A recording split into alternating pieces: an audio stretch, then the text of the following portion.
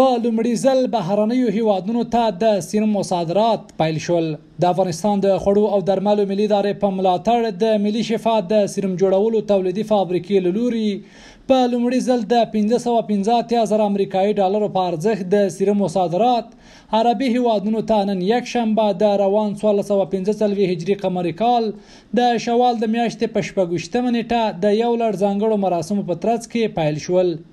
په دغه مراسمو کې د یاد تولیدي فابریکې مسؤلین وایي چې په لومړۍ محموله کې به شاوخوا 1,500,000 بوتله سیروم صادر کړي او په دغه چاره کې د اسنادو د پروسس په برخه کې د خوړو او درملو ملي ادارې له ملاتړ څخه مننه وکړه.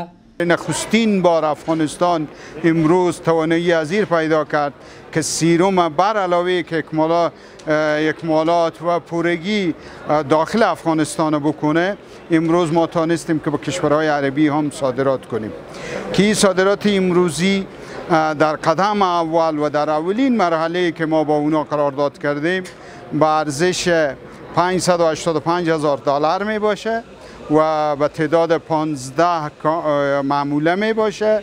از لحاظ تعدادی 1,500,000 بوتل 100 سیسی و 500 سیسی سیروم‌های مختلف و نوع است. پر همدې مناسبت جوړ شوی مراسمو کې د خوړو او درملو ملي ادارې لوی رئیس ډاکټر صاحب عبدالباري عمر د هیواد د ښېرازۍ، آبادۍ او پرمختګ لپاره یو زیری وباله چې د کلونو ناخوالو وروسته اخیستل کیږي. هغه زیاته کړه دا د هیواد په تاریخ کې لومړی ځل ده چې د سیرومو په برخه کې د ځان بساینې ترڅنګ د افغانستان سیروم بهرنیو هیوادونو ته صادریږي.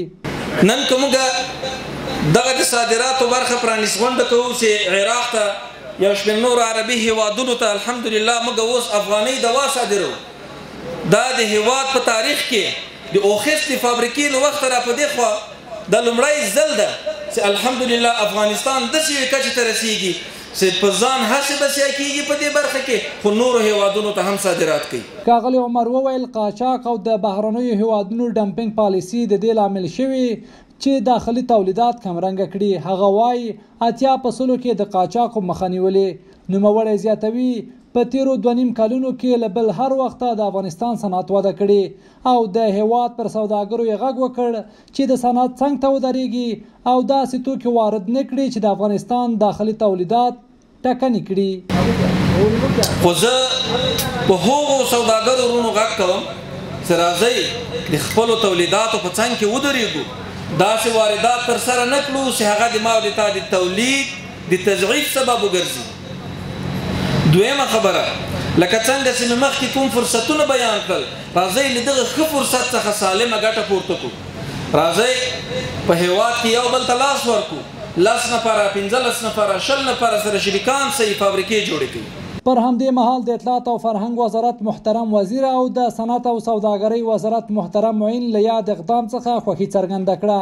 هغوی زیاته کړه چې د بندیزونو سره سره د ګاونډي هیوادونو سره اوږه په اوږه روان یو او له هیوادوالو څخه یې وغوښتل چې خپل داخلي تولیداتو ته د قدر په سترګه وګوري.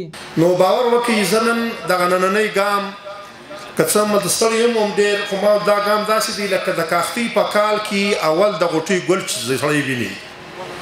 ځکه د افغانستان په دې 45 کلونو کې دغسې ګامونو داسې ګام را اوچتول د کاختي د کال ګل دی او انشاءالله د دې سره به ګلان راځي او وطن به آبادیږي. تاسې باور وکړئ دغه خپل وطن د خپل وطن شته د خپل وطن با استعداد ځوان ته د خپل وطن فابریکې ته که په خپله د قدر په سترګو ونه ګورو د پردوی نه به یې تمانه ساتي. د یادونې وړ ده چې د ملي شفا د درملو جوړولو تولیدي فابریکه په کلني ډول 43 میلیونه او 200,000 د مختلفو سیرومونو د تولید ظرفیت لري چې شاوخوا 350 کسانو ته د کار زمینه هم برابره کړې ده.